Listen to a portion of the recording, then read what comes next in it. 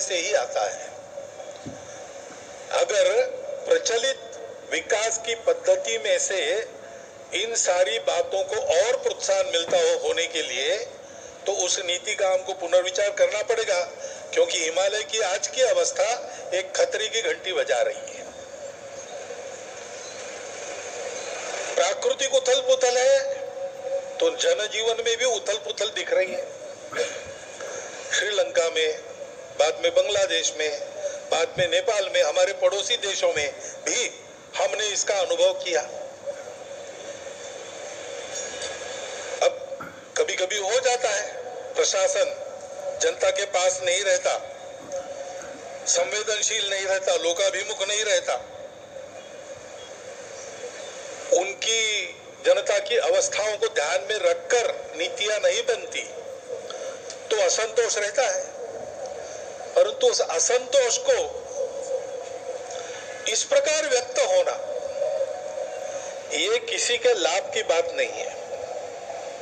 अभी अभी प्रमुख अतिथि महोदय ने कहा, 25 नवंबर के भाषण की याद की, उसमें इस प्रकार के जो आंदोलन है जिसमें इतनी सारी हिंसा और विनाश होता है, डॉक्टर अंबेडकर साहब ने उसको ग्रामर ऑफ अनार्की कहा है। प्रजातांत्रिक मार्गों से भी परिवर्तन आता है, ऐसे हिंसक मार्गों से परिवर्तन नहीं आता है। एक उथल पुथल हो जाती है लेकिन स्थिति यथावत रहती है। पूरे दुनिया का अभी तक का इतिहास देख लीजिए, जब से ये उथल पुथल वाली तथाकथित रिवॉल्यूशंस, क्रांतियां आई, किसी क्रांति ने अपने उद्दिष्ट को प्राप्त नहीं किया। राजा के खिलाफ फ्रांस की राज्य क्रांति हुई, उसका परिणाम क्या हुआ? नेपोलियन बादशाह बन गया, वही राजतंत्र कायम रहा।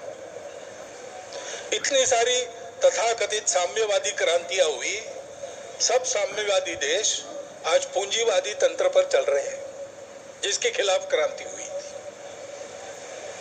ऐसे हिंसक परिवर्तनों से उद्देश्य नहीं प्राप्त होता है, उल्टा इस अराजकता की स्थिति में देश के बाहर की स्वार्थी ताकतों को अपने खेल खेलने का मौका मिलता है।